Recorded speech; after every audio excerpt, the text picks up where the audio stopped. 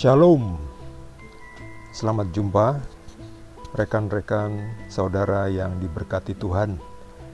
Mari kita baca bersama Amsal 28 dan nanti kita akan coba belajar apa yang bisa kita pelajari dari Amsal ini. Ini adalah Amsal dari Salomo. Orang fasik lari walaupun tidak ada yang mengejarnya, tetapi orang benar merasa aman seperti singa muda. Karena pemberontakan negeri banyaklah penguasa-penguasanya, tetapi karena orang yang berpengertian dan berpengetahuan tetaplah hukum. Orang miskin yang menindas orang-orang yang lemah adalah seperti hujan deras tetapi tidak memberi makanan. Orang yang mengabaikan hukum memuji orang fasik, tetapi orang yang berpegang pada hukum menentangnya. Orang yang jahat tidak mengerti keadilan, tetapi orang yang mencari Tuhan mengerti segala sesuatu. Lebih baik orang miskin yang bersih kelakuannya daripada orang yang berliku-liku jalannya, sekalipun ia kaya. Orang yang memelihara hukum adalah anak yang berpengertian, tetapi orang yang bergaul dengan pelahap mempermalukan ayahnya. Orang yang memperbanyak hartanya dengan riba dan bunga uang mengumpulkan itu untuk orang-orang yang mempunyai belas kasihan kepada orang-orang lemah. Siapa memalingkan telinganya untuk tidak mendengarkan hukum, juga doanya adalah kekejian. Siapa menyesatkan orang jujur ke jalan yang jahat akan jatuh ke dalam lubangnya sendiri. Tetapi orang-orang yang tak bercela akan mewarisi kebahagiaan. Orang kaya menganggap dirinya bijak, tetapi orang miskin yang berpengertian mengenal dia. Jika orang benar menang, banyaklah pujian orang, tetapi jika orang fasik mendapat kekuasaan, orang menyembunyikan diri. Siapa menyembunyikan pelanggarannya tidak akan beruntung, tetapi siapa mengakuinya dan meninggalkannya akan disayangi. Berbahagialah orang yang senantiasa takut akan Tuhan, tetapi orang yang mengeraskan hatinya akan jatuh ke dalam malapetaka. Seperti singa yang meraung atau beruang yang menyerbu, demikianlah orang fasik yang memerintah rakyat yang lemah. Seorang pemimpin yang tidak mempunyai pengertian, keras penindasannya, tetapi orang yang membenci laba yang tidak halal memperpanjang umurnya. Orang yang menanggung darah orang lain akan lari sampai ke liang kubur. Janganlah engkau menahannya. Siapa berlaku tidak bercela akan diselamatkan, tetapi siapa berliku-liku jalannya akan jatuh ke dalam lubang. Siapa mengerjakan tanahnya akan kenyang dengan makanan, tetapi siapa mengejar barang yang sia-sia akan kenyang dengan kemiskinan. Orang yang dapat dipercaya mendapat banyak berkat, tetapi orang yang ingin cepat menjadi kaya tidak akan luput dari hukuman. Memandang bulu tidaklah baik, tetapi untuk sekerat roti orang membuat pelanggaran. Orang yang kikir tergesa-gesa mengejar harta dan tidak mengetahui bahwa ia akan mengalami kekurangan. Siapa menegur orang akan kemudian lebih disayangi daripada orang yang menjilat. Siapa merampasi ayah dan ibunya dan menyangka bahwa itu bukan suatu pelanggaran, ia sendiri adalah kawan si perusak. Orang yang loba menimbulkan pertengkaran, tetapi siapa percaya kepada Tuhan diberi kelimpahan. Siapa percaya kepada hatinya sendiri adalah orang bebal, tetapi siapa berlaku dengan bijak akan selamat. Siapa memberi kepada orang miskin tak akan berkekurangan, tetapi orang yang menutup matanya akan sangat dikutuki. Jika orang fasik mendapat kekuasaan, orang menyembunyikan diri, tetapi jika mereka binasa, bertambahlah jumlah orang benar. Demikian Amsal Salomo. Amsal ini penuh dengan kata nasihat, kalimat nasihat. Ini sangat berguna untuk siapa saja yang ingin mengoreksi diri. Salomo terkenal akan kebijakannya, kebijakan dan kebijaksanaannya. Cuma sayangnya Salomo itu tergoda oleh duniawi, oleh perempuan, sampai punya kurang lebih 1000 istri dan gundik. Yaitu akhirnya demi menyenangkan istri-istrinya, Salomo akhirnya membangun tempat-tempat pemujaan berhala. Akhirnya Tuhan tidak senang dan akhirnya Salomo jatuh. Ya, kerajaannya jatuh. Jadi orang bijak itu sendiri, yang dalam hal ini adalah Salomo, itu bisa jatuh juga. Jadi apa yang bisa kita pelajari supaya kita tidak seperti Salomo?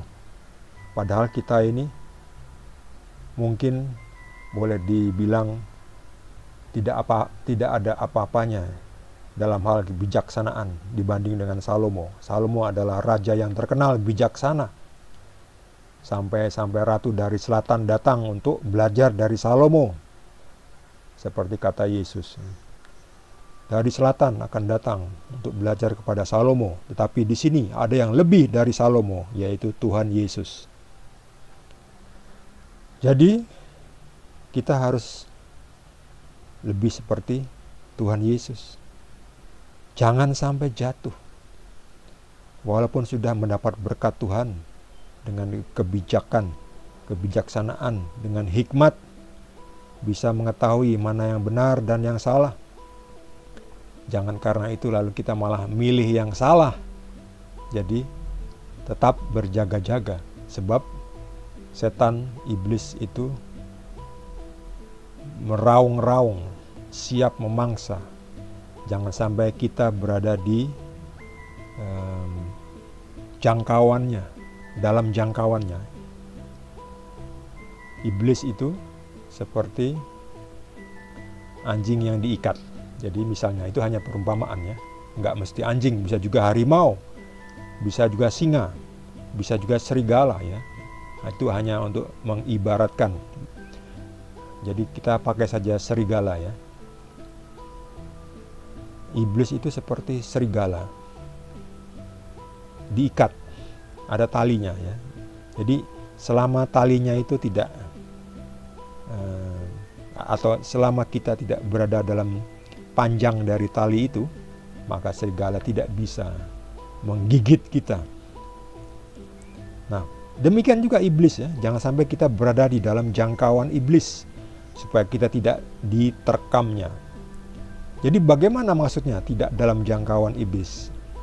Saya sebelumnya sempat berpikir-pikir ya, bagaimana ya cara menerangkannya yang dimaksud dengan tidak dalam jangkauan iblis. Itu maksudnya jangan sampai kita jatuh dalam hal-hal yang bisa menyebabkan kita dosa. Ya, jadi kalau hal-hal yang bisa menyebabkan kita jatuh dalam dosa itu, itulah yang dimaksud dalam jangkauan iblis. Contohnya apa ya? Contohnya ketika kita ingin punya harta yang banyak, lalu lihat uang yang bukan milik kita. Nah, itu kita sudah masuk dalam jangkauan iblis. Nanti satu langkah lagi kita sudah ngambil uang itu ya, mencuri uang itu. Jadi mengingini.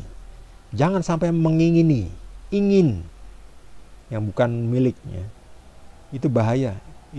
Itulah yang disebut masuk dalam jangkauan iblis. Karena ketika kita mengingini, ya sebentar lagi kita sudah dalam itu, sudah di berat itu, di depan hidung, depan mata sudah ada uang yang nganggur misalnya, bukan milik Anda. Lalu karena sudah mengingini, sangat-sangat mengingini, akhirnya ambil sajalah. Ya sudah jatuh dalam dosa. Nah, itu masuk dalam jerat jangkauan iblis. Demikian juga seperti Raja Daud. Ya, ini Raja Daud. Ini Raja Daud. Ini anaknya, yaitu Salomo. Ini Raja Daud menasihati Salomo. Salomo jadi orang yang bijak. Si Raja Daud ini juga mengingini Batsheba. Batsheba itu siapa? Batsheba itu istrinya Uria, salah satu serdadunya dia, ya. Pemimpin pasukannya Daud. Jadi Uria itu punya istri yang cantik, namanya Batsheba. Nah, pada suatu malam, kebetulan tempat tinggalnya Batsheba itu tidak jauh, ya. Ada jendela, dan di atas tingkap Daud melihat Batsheba sedang begitu, ya, sedang mandi. Jadi melihat itu, Daud lalu mengingini meniduri Batsheba. Akhirnya sudah jatuhlah dalam jangkauan iblis setan. Akhirnya